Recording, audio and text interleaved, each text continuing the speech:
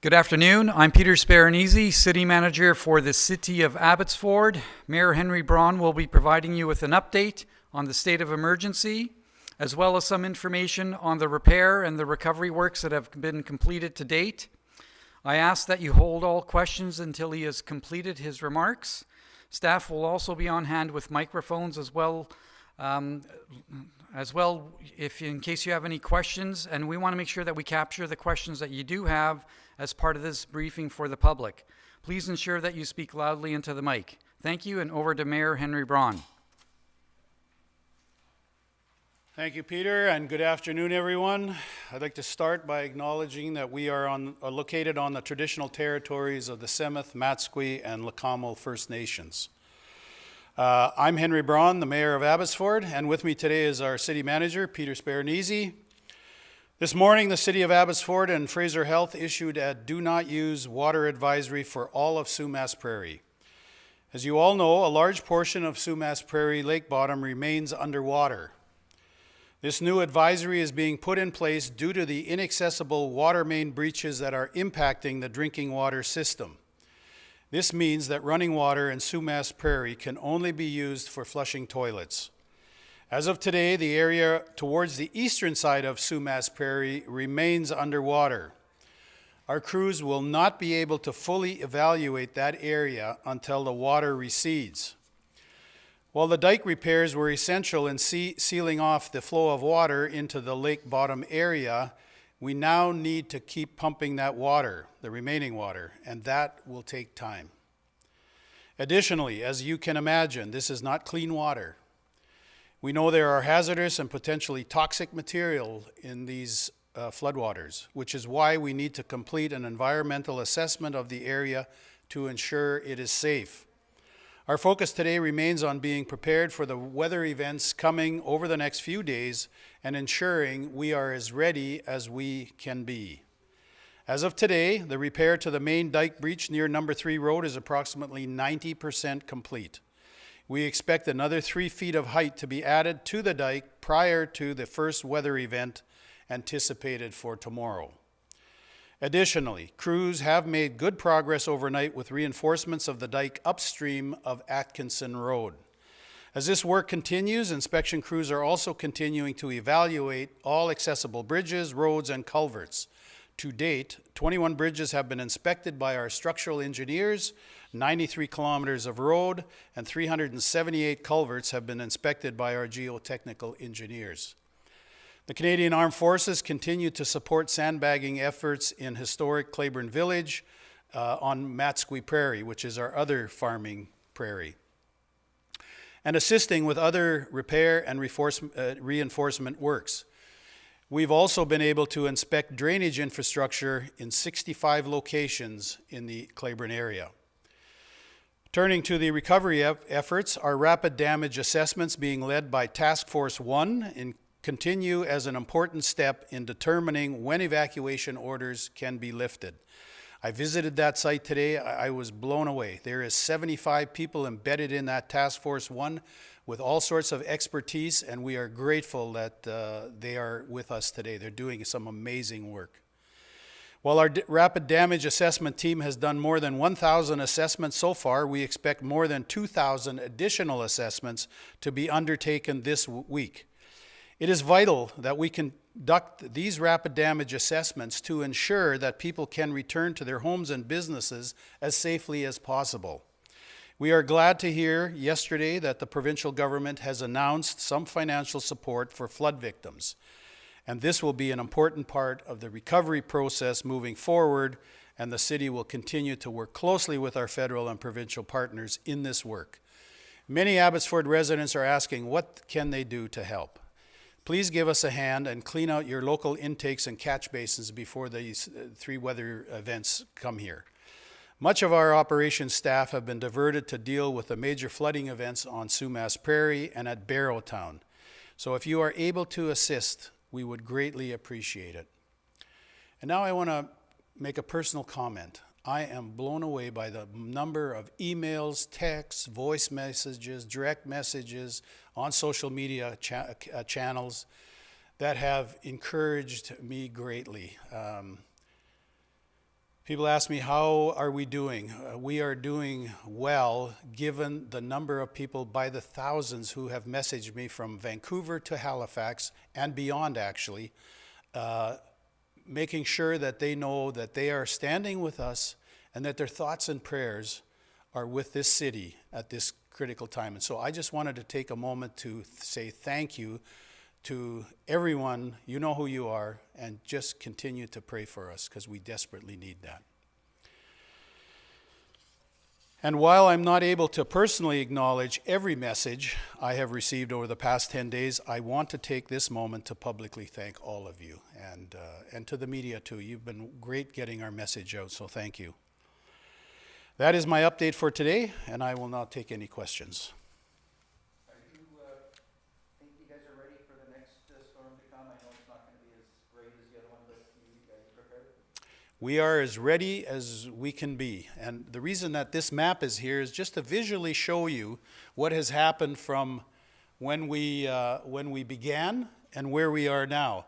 So on the western portion, which is the closest part of the prairie, which is nearest me, that was all underwater up to that yellow line, which is the Sumas Dike.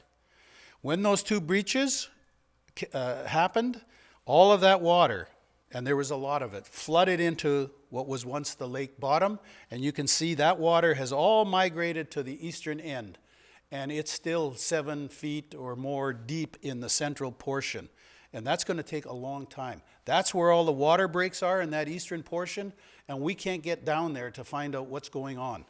So as the water recedes and as we continue to pump it out, the bowl will become smaller in diameter, and eventually, bit by bit, that's why we haven't made a lot of progress since yesterday on inspecting bridges and culverts, is because they're underwater and we can't get to them. But we know the longer that water stays there, the more damage there will be with the saturation of the soils. So I thought it would be helpful for the public to see that's what's happening there. So a lot of people tell me when they drive down Sumas Way, they look to the east and they can't see any water. I mean, other than ponding here and there. I says, yes, that's because that whole water, or all of that water, is now at the other end of the prairie, and that's 22,000 acres. So in any event, I just thought that would help. What risk is there of contaminated water with the number of dead animals and any, toxic materials getting into the water? The Ministry of Agriculture is looking after that. That would be a question you might want to ask them. But there is fertilizer out there. There's fuel tanks, both gasoline and diesel tanks. There's a lot of tractors that are underwater. There's a lot of vehicles underwater. So all of that is migrating, I'm pretty sure, into the water, which is why we want to make sure that the public doesn't, A, drink that water, but they also understand why we issued that do not use alert this morning. We've heard reports today that they're going to open up Highway 1 from Abbotsford to Chilliwack. How rewarding is that? Well, I will leave MOTI to make that highway is not our jurisdiction, and neither is Highway 11. So if that's what they're doing, I just ask you to check with them. So I am so busy. I'm not on top of everything, but I have a pretty good sense at a 30,000 foot level where we are. Yeah, but it helps. If it does open by tomorrow, does that relieve a lot of pressure off Abbotsford? If it opens up anytime this week, it would be amazing. Got a couple of questions from a reporter working on a story about farmers. She spoke to a number of farmers today. They're still not able to go back to their farm homes, and they're quite upset about this. They pointing south of the border. They think they alerted people earlier. What is your take on that? Lessons learned for the future. Well, that's a good question and a big conversation for a different day. I was out there yesterday with Minister Popham, and we talked to a lot of farmers, mostly blueberry, because we have 1,200 or some acres of blueberries that are underwater. And after 4 or 5 days, it's my understanding, based on a little bit of blueberry knowledge, that those plants have probably died, which means they got to come up and they got to plant new ones. And a blueberry plant doesn't produce a good crop until year 4, and a better crop in year 5. They will go for 40 years So my heart ached, you know, the stories that I saw and heard yesterday, and the people crying because they've watched their whole life and sometimes generations. There's one dairy farmer, 4 generations. So yes, there is. This is going to take a long time to recover, but I've reached out to the mayor of Sumas. I'll be talking to him this afternoon and talking to someone else in Washington State. But there's lots of questions that have to be asked and have been asked actually over the last 30 years. And the city itself has spent significant money doing our own studies to prepare for, or to alert people that this is going to happen, and now it's happened, and now it's too late. And farmers are also saying farmers are saying they are being told that they need to get some city inspections done of their homes when they can go back in. They're concerned about the cost of that. Would council consider covering the normal city inspection fee? The assessments and inspections that are being done mostly, well, I think exclusively, I'd have to go find out, but by Task Force 1 and our own building inspectors. This morning, there's 14 building inspectors that came from jurisdictions to the west of us. I don't know where they are coming from, but again, it's to relieve the stress and give our own crews who've been going 24/7 for 10 days, just a break, because we can only stretch so far, and then things start to break and people, and I want to look after our own staff. So I'm grateful for those inspection teams, but that task force, if you aren't familiar with, I knew a little bit about it, but not much, but I would encourage people to go Google that and take that read. It is an amazing team. There's 6 across the country from one end to the other. This is the Vancouver team. They visit disaster areas and do an amazing job. But all of these buildings and bridges and buildings on private property have to be inspected. There's trailer parks, trailer homes out there. If they're floating and somebody goes in there and something happens, I know that it's taking longer than they would like, but I would just ask for the public's patience and grace, because this is not an easy task. This is a monumental undertaking that we are, I know the public doesn't see that, but I see it. And we have to do this. We have not had an injury or a fatality yet that we are aware of. And I want to keep it that way. But in order for that to protect our residents in Sumas Prairie, we have to go in there and check every building and check or put those blue, yellow, and red, I think they are. I'm totally colorblind. People say, why don't you just take the colors? I can't see those colors. I know where the lines are, and I know what they represent. So anyways, thank you. What about the cost of those city inspections, though? Sorry, let's, I just want to give everybody equal time here. Okay, well, there's something I had asked. Okay, sorry, go ahead. Was what the cost of the city can control, city inspections, is council open to doing something to help farmers with those costs?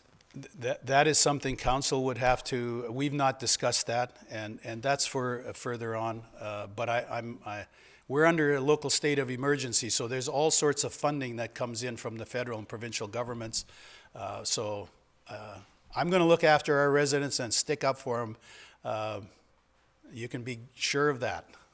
What kind of damage did you see on some of the local blueberry farms? You mentioned a bit earlier, but can you go into a little more detail? Well, it's not damage. When the water recedes, most people say, well, there's nothing there. Well, if they're underwater for more than 4 or 5 days, the plant itself dies. And so it has to be pulled up, replanted, and you wait for 4 or 5 years to get a decent crop. And some of those farmers they've told me they don't know if they're going to do that. They don't know if they financially can do that. And so when all of this comes at me, I broke down a couple of times a couple of days ago. That's why, because I have all that stuff in my head, and I feel for those people, the dairy people, the number of deaths in our dairy our herds are not as much as was first predicted. So that's good news. You were saying earlier earlier that all your maintenance and your engineers have checked a lot of the diking thing, but we have 4 days of good torrential rain coming again.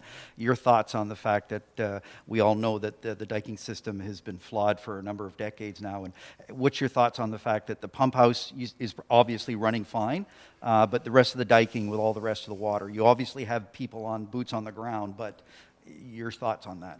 Well, I think I'm concerned with all three events, but the first one I think we can handle.